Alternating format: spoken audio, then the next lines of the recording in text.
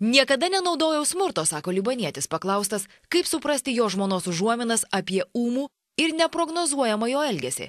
Jei būčiau blogas vyras, jis su manimi nebūtų gyvenusi visus tuos 9 metus. Jūs galite patikrinti, jeigu jinai gali jums atiduoti kažkokią abdukciją ar kažkas taip, prašau. Jinai pasakė per tą laidą, kad aš jos išvarau iš namų su tapkės ir halatą. Taip. Ar jūs išvarėte ją? Taip, aš jos išvarau. Kodėl? Kodėl jūs galvojate? Nežinau, klausiu. Nes jinai buvo girta kaip tapkė. Pas mus yra 2 vaikai miega. Kodėl tu geri? Aš grįžtu iš darbas, jinai girta, reiškia jau girta. Ar gali būti, kad aš šiaip su bereikalis grįžtu iš darbas, jos išvaru, ar gali būti logiški čia? Ir aš grįžtu iš darbas ir šiaip su Eva važiuoju, išeikit iš namų. Ar gali būti taip? Nebūnant, aš 9 metus jau, jeigu aš būtų toks blogas vyras, tai ne vieną dieną nebūtų su manim. Čia yra faktas. Tai kaipgi baigsis visa ši istorija? Ir svarbiausia, kaip bus su vaikais, kurie mamos nematė jau 9 mėnesius? Noriu išspręsti turto problemas, neslepia Nadžibas. Kodėl turiu jai atiduoti tai, kas priklauso mano šeimai, klausė jis. Aš taip suprantu, kad visas jūsų turtas yra užrašytas ant jūsų žmonos. Beveik.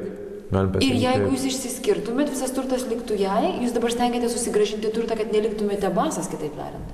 Galima taip sakyti? Šitas turtą aš neprašau, kad man atiduotų, aš sakau, šitas turtas rašykit ant vaikų, ant dukra ir sūnus.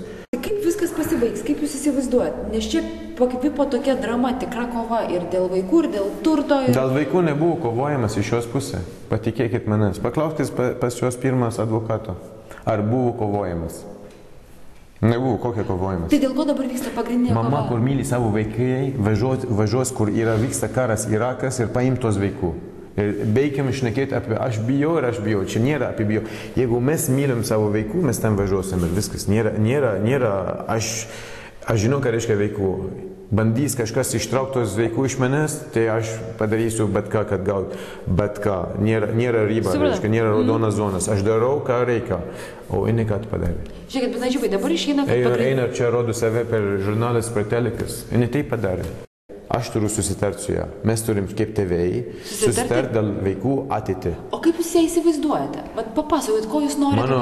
Ką aš noriu pats geriausias sąlygas vaikai. Tai aš iš jūsų suprantu, kad jūs vis dėlto matote savo vaikų ateitį Libane. Jie gyvens Libane. Aš nesakau visą laiką.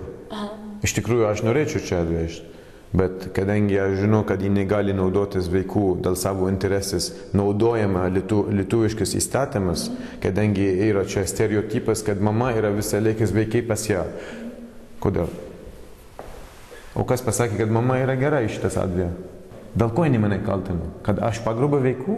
Tai jeigu aš myliu savo vaikų ir noriu pats geriausias sąlygas ir čia vadinamas pagrobimas, tai aš kaltas. Aš sutiksiu. Bet aš nepagrobė vaikų.